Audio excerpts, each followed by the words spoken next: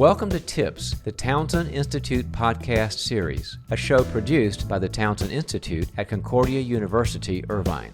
This podcast shares stories of leadership, coaching, and counseling experiences that have shaped the lives and careers of our guests, who then provide tips aimed toward helping listeners grow in both their personal and professional lives. I'm Dr. John Townsend, psychologist, organizational consultant, and author of over 30 books, including the New York Times best-selling Boundaries series. I'm also the founder of the Townsend Institute, and I'm excited to introduce your podcast hosts, Dr. Ashlie Andrew and Dr. Gilbert Fugit.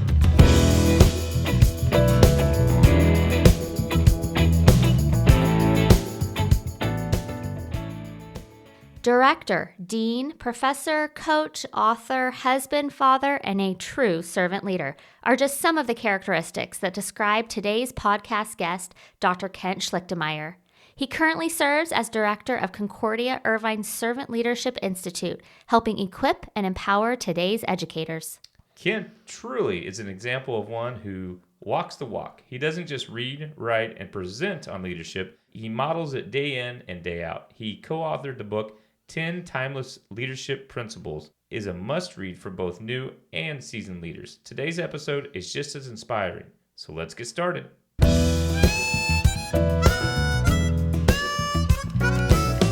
All right, everyone, welcome back to another episode of the Townsend Institute podcast series. Here we are in studio with our friend and colleague, Kent Schlichtemeier. Hello. Hello there. Thank you so much for this invitation. I've been looking forward to this, spending time with two of my favorite people at Concordia University. You two are right up there. So thank you. Well, Kent, you have been such an inspiration and mentor in my own life. It's a privilege to have you on the podcast. Well, thank you so much. Absolutely. We're excited to delve into, really, you're so experienced and so knowledgeable on a number of different topics, but we couldn't think of anyone better to come in and be part of our servant leadership series than you.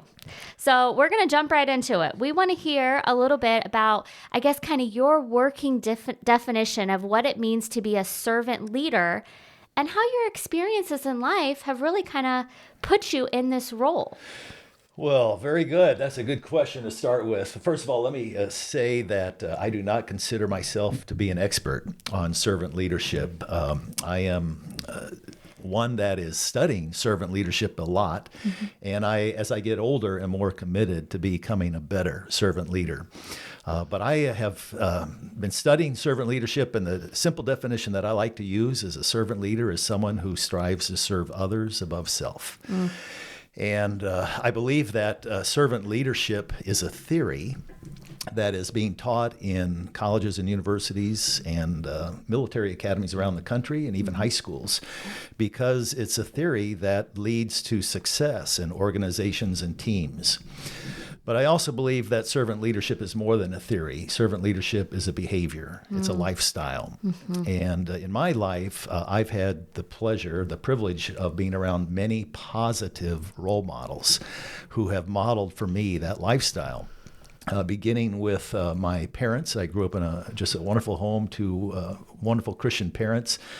I'm a product of a Lutheran education, and as we were growing up, my brother and I would accompany my parents to our little Lutheran elementary school, University Hills Lutheran in Denver, Colorado, where they would volunteer to pull weeds, paint, and clean the classrooms to help the teachers and the janitors. And they would encourage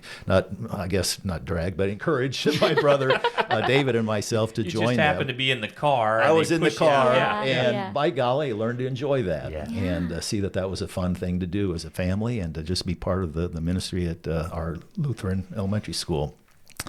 So my parents really were positive role models, and then, as I mentioned, I went to Lutheran elementary schools, high school, and then Concordia College in Nebraska, where I had many, many positive role models. I think of my one principal that we had at University Hills, Mr. Ken Reiner, who served as a missionary in Nigeria and came and served as a humble servant leader, just the kindest man. that I had ever met, and left quite an impression on me. And then in high school, my high school baseball coach, Mr. Warren Kettner, was a very big inspiration in my life, affected my focus on how life should be lived, and was really instrumental in me becoming a teacher and coach years ago. And then in college, Dr. Robert Baden was an inspiration to me. He was a humble servant leader who reached out to me to make sure I was doing okay as a lonely college kid, transitioning from home to college, and was a very big impact in my life. And then I've been here at Concordia since 1988. Wow. And there have been some wonderful role models for me here. As you know, I think about Dr. Moon as an example. Dr. Moon was brilliant, or he is brilliant, and one of the most humble servant leaders I've ever observed. Not only was he brilliant, but he was relentless in his work ethic, and he would take time. I remember once a week he would go and pick up donuts for our faculty, staff, coffee, and bring them cross campus with a smile on his face. Oh, wow. And he just considered that part of his job description. And so he impacted my life a great, great deal. And then our first dean in the School of Education, Dr. Marion Baden, was a hero to me. And she was brilliant. And the thing that stands out in my mind when I think of Dr. Baden is what a great listener she was. She was never too busy to open the door and offer me a seat in her office to come and talk to her about anything that was on my mind, question or concern. And so she made a big impact in my life as well. So I've just been blessed with great role models. I'm a former basketball coach, coached athletics for many years, and so I've had the opportunity to observe and actually spend time with a couple heroes, Dr. Tom Osborne, who was the legendary Hall of Fame coach, football coach in Nebraska, and he was unbelievable, servant leader. And then, of course, John Wooden. I was blessed to spend time with Coach Wooden at his favorite restaurant with him, and even spent time with him in his condo in Los Angeles. And just humble people that served with joy and left an impression on me. So wow, that's amazing. I think what's so interesting about that story too, and those examples you just shared, is they're relatively small acts of kindness or service that go such a long way, right? It doesn't have to be some expensive, loud, huge. It's pulling weeds. Yep. It's bringing donuts. It's sitting down and listening in a conversation. Yep. And those are the things that have such a lasting impression, even years down the road. Servant leadership is not rocket science. Servant leadership is not genetic. Servant leadership is a decision that you make to do simple things to make the lives of others better. And I think leaders will be remembered by what they say. They'll be remembered for what they do. But leaders will be remembered most of all for how they make people feel. Yes, I love that. Yep. And those are the impressions that have been indelibly marked in my character of how those leaders that I spoke about made me feel when I was around them.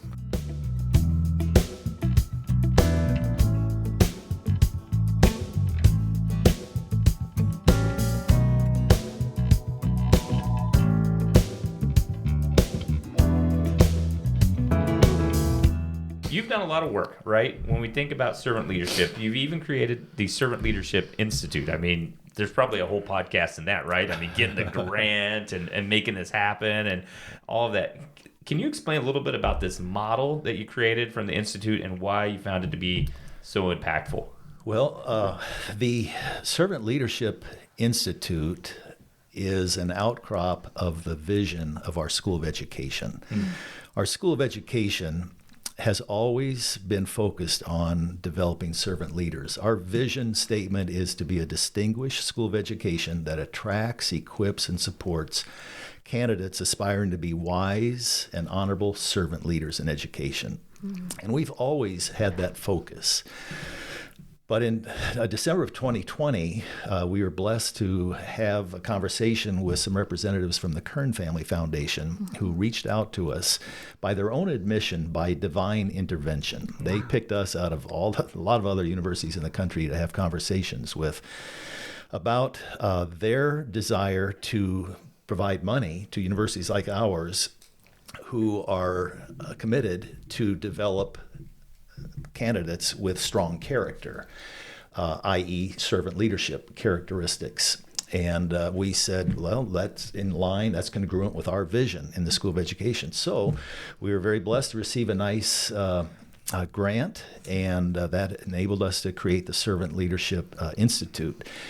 And because we have the Servant Leadership Institute, it allowed us to take a little bit deeper dive into the idea of being a servant leader. All of us in the School of Ed, as well as you and the Townsend and everybody in the university, were so familiar with the night in which Jesus was betrayed. Mm-hmm. He got down on his knees and he washed the feet of those disciples. Right. And that is just a perfect example of humble servant leadership. So we're all familiar with that.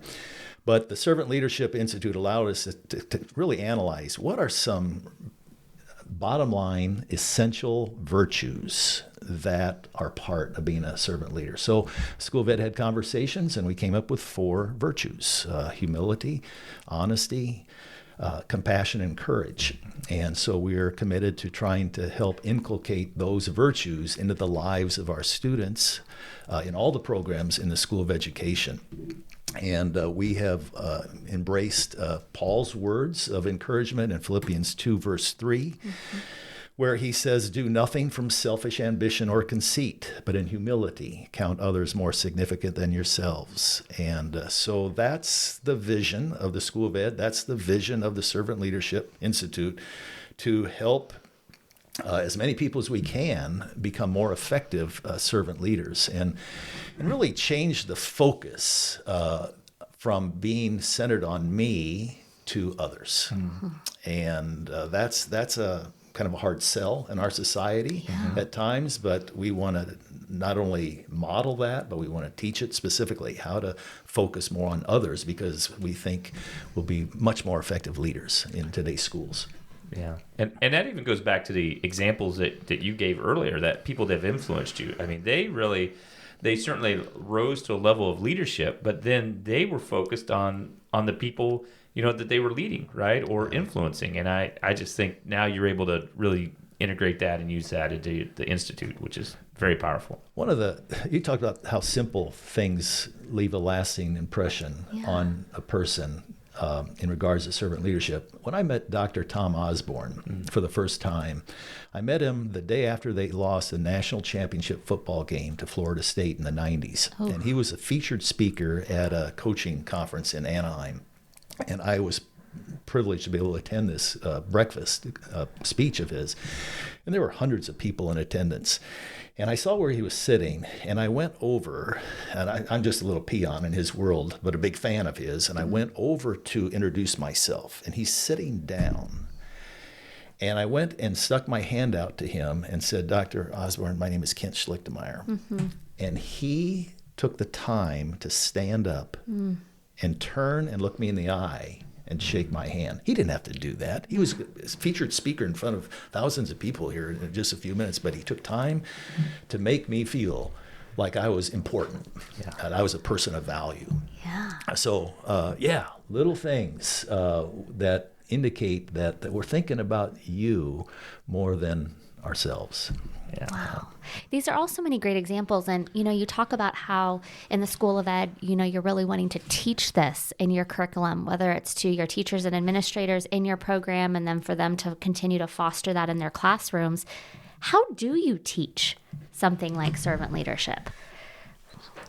That's a great question. And I think that we in the School of Education have developed some videos that talk about the virtues. Great. And we're embedding those videos into the curriculum so the students hear us proactively and specifically talk about the important virtues that are ingrained in the character of a servant leader.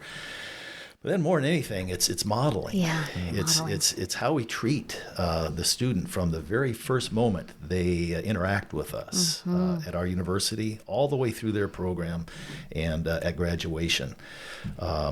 It's easy to talk servant leadership, and it's another thing to do it. Right. And that's what we want to hold each other accountable for, I think, as leaders, particularly here at Concordia University, to hold each other accountable, to rise above and be humble in our interactions with students. Well, that makes complete sense when you talked earlier about it being a behavior and a lifestyle, right? When you talk about lifestyle, it means it's not something that you're turning on or off with your vocation or your career or your position or wherever you're at. This is something that's part of you day in and day out. Right. So that's great.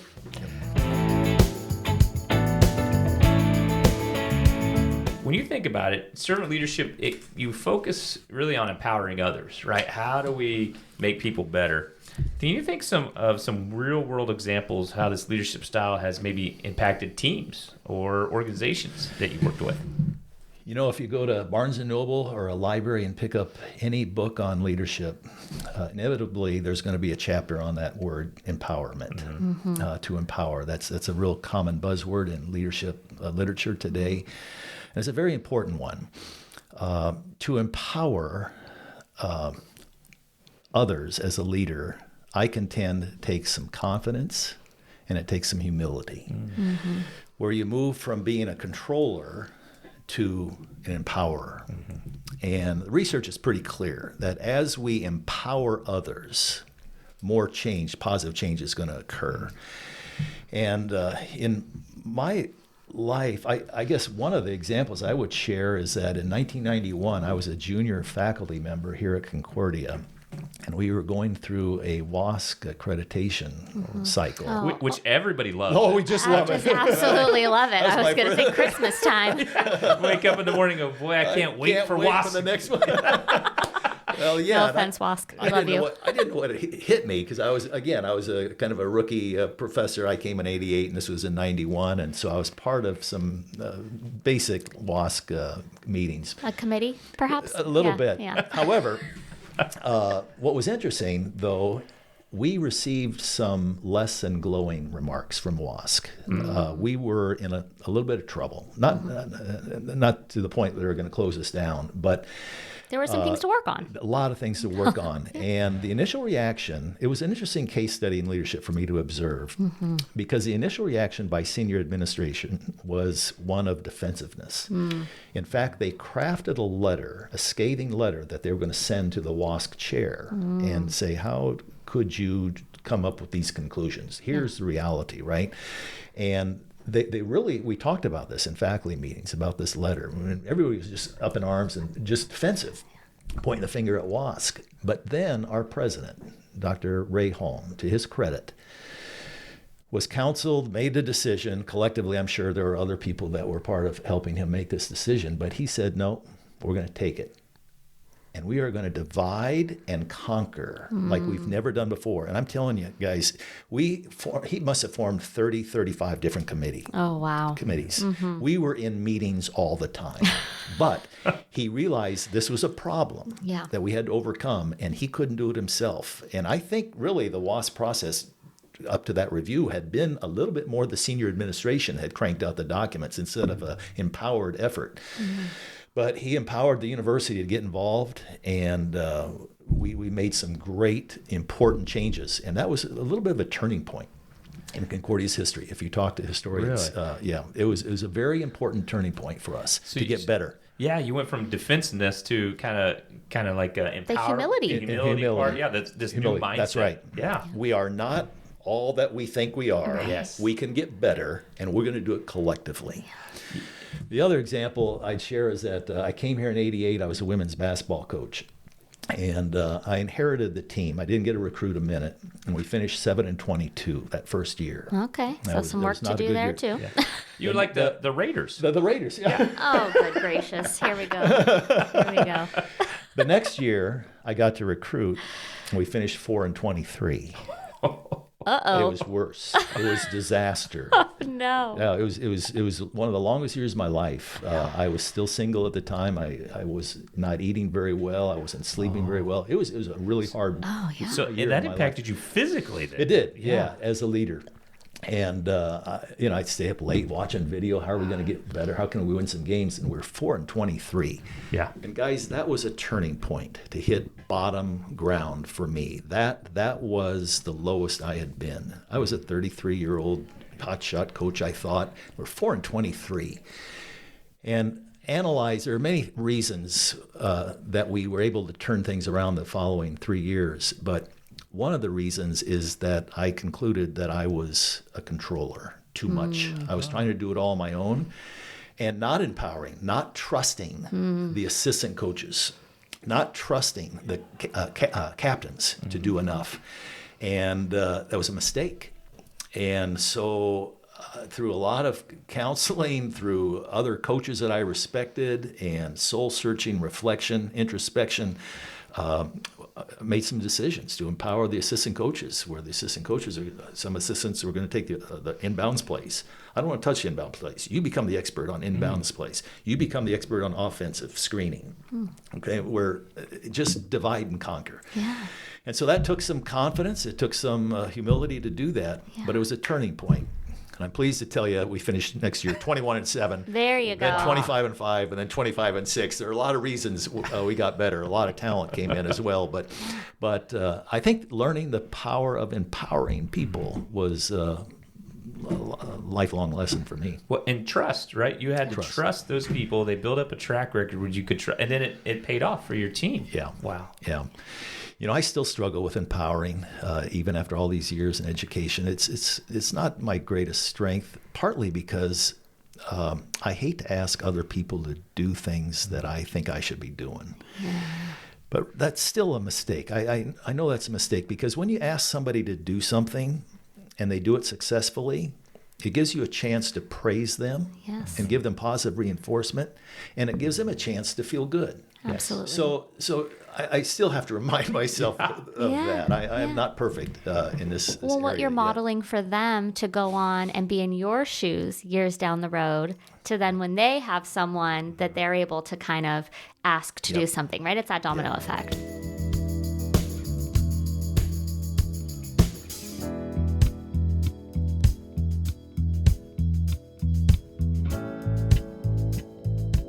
You talked a little bit about the power of empowering others, of trust. I'm thinking about listeners out there who are interested in adopting kind of this culture of servant leadership in their own organizations, whether they're a small family-run business or maybe they are leading a large department or division at their company. What are some of those other perhaps traits or things that they'll need to overcome in order to adopt this type of model or culture? Yeah. Servant leadership is tough. Yeah. It's not real glamorous. And it can be a tough sell to try to convince a young person or a new leader to think about serving others above self, because we're so, again, focused on me. Yeah. And my rights, my reputation, my degrees, my titles, and it's hard to get people to shift. And again, this is a daily battle that we all face, because we're all sinful people, and we all tend to think about ourselves more than we probably should. But I've concluded that servant leadership is a decision where we have to make a conscious. It's a conscious desire that we have to kind of wrestle with on a daily and hourly basis. It's like your attitude. Right. There's nothing genetic about your attitude. There's nothing genetic about being a servant leader. It's a decision, and it's something that we have to wrestle with. When we go into a meeting, sometimes I have to stop and pause and kind of reset. I'm focusing on my agenda, and I'm being called to focus on other people in the room or in the meeting. So it's a shift that we have to make intentionally on a daily basis. I think also, Ashlie, that as we spend time watching other servant leaders in action, as we spend time reading and just learning more about other servant leaders, we're motivated, impressed, inspired to live more like that as well. And as a leader, I've often said that a real good goal for us as leaders is to face God first every morning. God first. Where we spend time in prayer and we spend time in the Bible, where we can look at the ultimate, the perfect servant leader. Right.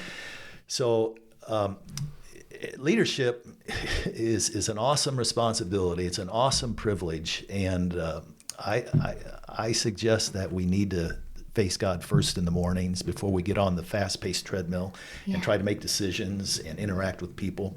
Right. Because we are sinful people, and so we want to focus on Jesus Christ, the perfect servant leader. And as you think about that, facing God first, right, and really reframing some of how your day's going to be. Our listeners, right? They're leaders. We have coaches. We have counselors. What do you think might be some practical steps that some emerging ones, if you said, okay, here's a couple of things I would say for people newly walking in this, because you're right, this is kind of countercultural. Right now, there's a lot of, hey, what's in this for me, right? How do I get ahead? Yeah. And how do I make this the best post on Instagram or whatever and things? So what would you say that you would encourage emerging leaders to focus on? One of my respected mentors taught me years ago, he said, Kent, to be more, you must become more. You want to be somebody, you have to become more. And you become more through the books you read, the people you meet, and the places you travel. And so my words of encouragement to rising leaders is to read, read, read. The smartest people I know are prolific readers. I believe that all good leaders are readers. Not all readers are good leaders, but all good leaders are readers. So I think invest time into developing, becoming more through reading. And then meeting people, asking questions. As you meet people, the key is not so much just to meet people and shake their hands, but to ask questions. Yeah. Be curious. Be curious. Yeah. Everybody is a story. Mm-hmm. Everybody has a story, and you can learn something from everybody you meet. Mm-hmm. And again, I've tried to become much better at this in my older age, just meeting people and hearing their story and being less inclined to tell my story. Yeah. There's that humility again. Well, it's just a great thing to see when you ask people questions, you learn, and again, you validate them, you show that they are people of value and they're important to you. So rising leaders, read, meet people, and travel, and see the world and learn from different cultures too. Yeah, I love that topic, or that statement on become more. And you probably don't even remember this, but one time we were chatting about like youth sports or sports or whatever, and you shared about like sometimes you have to tell kids, you have to get better, right? If you want to play, That's right. And that's a hard reality now because everybody thinks they're the star, and so everybody gets the trophy. Everybody gets a trophy, and I remember telling that to kind of my daughter as she was doing water polo stuff. You got to figure out what the other people are doing really well, and work hard with that, and also, but you said one thing is not being critical, like after the game and things like that, to kind of just celebrate, what the good things and things like that, and so you bet. We as parents, we as leaders need to encourage far more than we criticize, because as we encourage, people tend to open up like flowers. I use this analogy. They open up like flowers. When you criticize, it's like pouring vinegar on a flower and they shrivel up. So again, it's a delicate balance that we walk, because we want to point out the things we can do to get better, but when in doubt, praise versus criticize.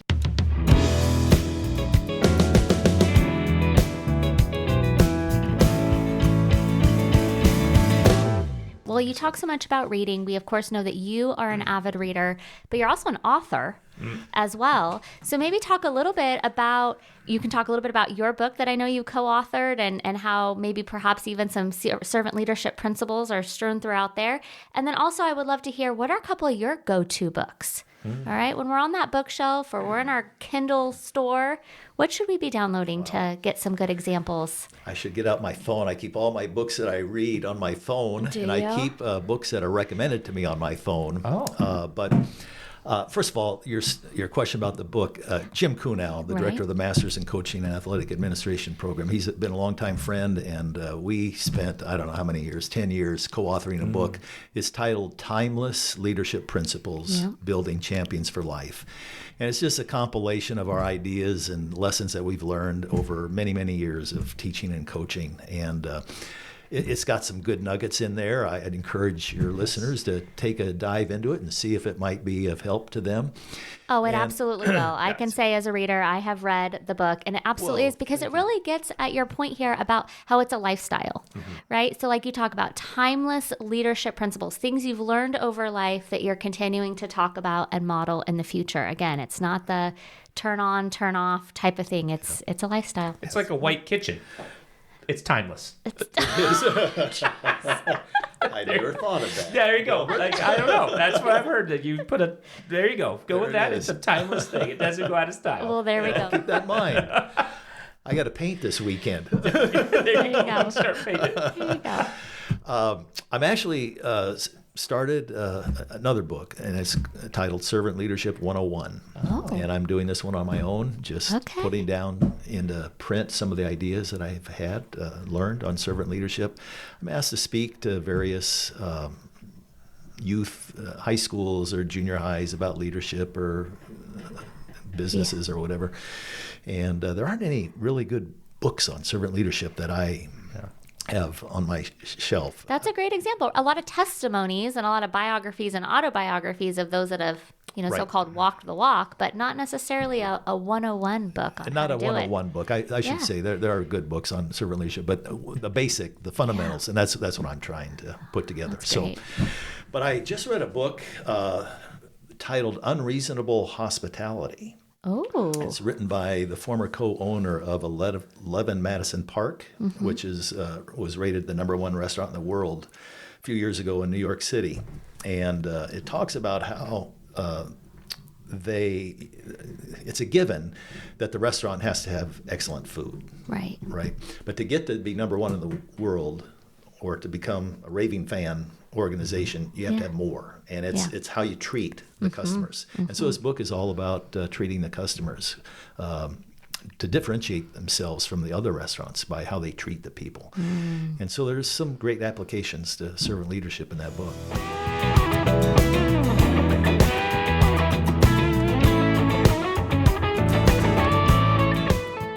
We have enjoyed this, right? Yes, We've taken so so much much fun. away from this, but every episode we end with, what is a tip you'd like for somebody to walk away, our listeners to walk away with today? Oh, that's great. I would say, first of all, that sociologists tell us that one ordinary person, impacts the lives of 10,000 other people. Wow. That's a great thought. Oh, my goodness. It's my contention that leaders impact a lot more, and servant leaders impact even more. So that's an awesome responsibility, awesome privilege, and I believe that leadership should be looked at as a privilege rather than a burden. Right. Because God has given us, in our various capacities, a platform on which to lead for such a time as this, for a short time in history.